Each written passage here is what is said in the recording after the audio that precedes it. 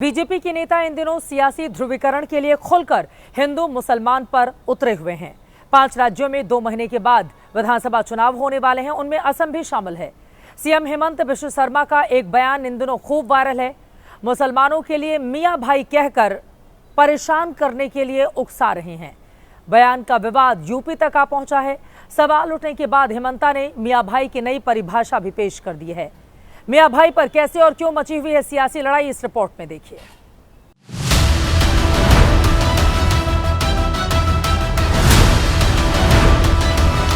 मेरा स्क्रू अगर ढीला है, ढीला ही रहने दीजिए ना। असम में जैसे जैसे चुनाव के दिन करीब आ रहे हैं, बयानों ने गर्मी बढ़ा दी है। विरोधियों पर वार और ध्रुवीकरण को धार देने की सियासी प्रक्रिया स्पीड पकड़ चुकी है। बीजेपी ने फिलहाल विरोधियों को टारगेट करने के लिए 2 मुद्दे थाम लिए हैं। पहला तो राहुल गांधी के कथित तौर पर असमिया अपमान का। गृह मंत्री अमित शाह ने आज फिर हमला किया है। तो दूसरी तरफ मुसलमानों के खिलाफ शब्दों के खेल से सियासी माहौल गरमाया जा रहा है। मियां लोगों को बुला के यहाँ बैठा लिया। यहाँ सीएम हेमंत बिस्वा शर्मा को मियां शब्द की व्याख्या करने की जरूरत इसीलिए पड़ी क्योंकि 27 जनवरी को उन्होंने जो कहा वो विवाद का बड़ा मुद्दा बन चुका है। रिक्शात उठिले 5 टका भाड़ा हले 4 टका दी দিব। কষ্ট খালেহে অসমৰ পৰা যাব। ৰাতিটো 9টাত গৈছিলে, মইতো কওঁ মিয়াক কষ্ট দিব ৰাতি 12টাতো যাওক ক'বাত যাব খুজিলে। এইবিলাক কোনো ইস্যু টিস্যু নহয়।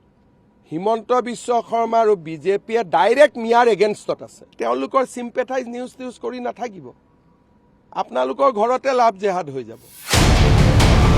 उस दिन डिगबोई में पत्रकारों के सवाल का जवाब देते हुए असमिया भाषा में उन्होंने ये बयान दिया था, जिसे लेकर विरोधियों ने हमला तेज किया और आरोप लगाया कि मुसलमानों को टारगेट करके अपमानित किया जा रहा है। इस मर्तबा आसाम के मियाँ लोग आपकी नाव पलट देंगे, वो किसी से घबराते नहीं है, लेकिन बोलो मियाँ के बद्दुआ से करो। आप भी एक जमाने में मियाँ के घोर में खाए हुए हैं। आज आप सत्ता के लिए मुसलमानों को गाली देते हो। किसी भी जाति का ऐसा अपमान मत करो। आपके गद्दे ज्यादा दिन के नहीं है। दुनिया आंखें बंद नहीं की है, दुनिया अंधी नहीं है। इसलिए इसका जवाब जो बना रहे मियाँ बना के बेइज्जत करना, उनको 1 महीने में पता चले। और ये बात सिर्फ असम तक नहीं रह गई। बीजेपी पर मुसलमानों को टारगेट करने का आरोप यूपी की सियासी गलियों में भी गूंजने लगा।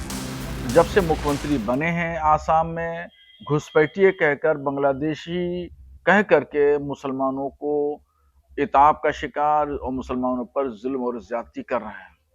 अब इलेक्शन करीब हैं तो इलेक्शन की वजह से वो और ज्यादा उग्र हो गए हैं मुसलमानों के खिलाफ। प्रदेश के मुख्यमंत्री होने के नाते उनको इस तरह की भाषा नहीं बोलना चाहिए। सबको साथ, सबका विकास, सबके विश्वास के साथ में काम होना चाहिए। मगर हेमंता बिस्वा शर्मा और उत्तर प्रदेश के मुख्यमंत्री में कंपटीशन चल रहा है। जाहिर सी बात है कि असम में चुनाव सामने है। अगर हेमंता बिस्वा की लीडरशिप में चुनाव हुआ, भारतीय जनता पार्टी की जमानत जब्त हो जाएगी। लेकिन मुसलमान इस देश में सॉफ्ट टारगेट हैं, दलित, ट्राइबल सॉफ्ट टारगेट हैं। तो असम रेडी है कि हेमंता बिस्वा आखिरी बार मुख्यमंत्री। अब सवाल ये है कि क्या हेमंता ने जो कहा वो वाकई में असम के मुसलमानों का अपमान है? क्या संवैधानिक पद पर बैठा व्यक्ति दूसरे धर्म के लोगों को परेशान करने की बात कह सकता है? ये सवाल विपक्ष पूछ रहा है। वैसे कहानी का ये एक पहलू है, दूसरा पहलू भी समझिए। दावे के मुताबिक मियां और मियां शब्द 2 अलग अलग शब्द हैं। हेमंता का आरोप है कि कांग्रेस के शासनकाल में बांग्लादेशी घुसपैठियों को असम में बसाया गया। दावे के मुताबिक मियां का मतलब मुसलमान नहीं बल्कि बांग्लादेशी घुसपैठियों से है। पूरा कांग्रेस ही बदन बरफुकन है जो लोग मियाँ लोगों को बुला के यहाँ बैठा लिया है। तो ठीक है, हम लोग को फाइट करना पड़ेगा, हम लोग फाइट करते रहेंगे। अब वाकई में इसी परिभाषा के साथ उन्होंने मियां शब्द का इस्तेमाल किया या फिर ध्रुवीकरण के लिए वो ऐसा कर रहे हैं, बेहतर उन्हीं को पता होगा।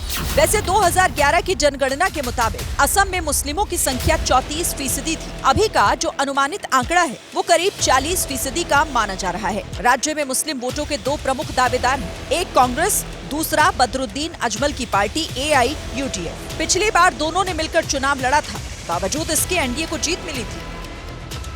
इस पे कोई दो राय नहीं है कि कांग्रेस से आकर बीजेपी में हेमंता बिस्वा शर्मा स्थापित हो चुके हैं। महिलाओं और बच्चों में लोकप्रिय भी माने जाते हैं। अपने वोटर्स के बीच मामा के नाम से इनकी पहचान भी है, लेकिन जिस तरह की राजनीति वो करते हैं उसकी वजह से वो सवालों में घिरे रहते हैं।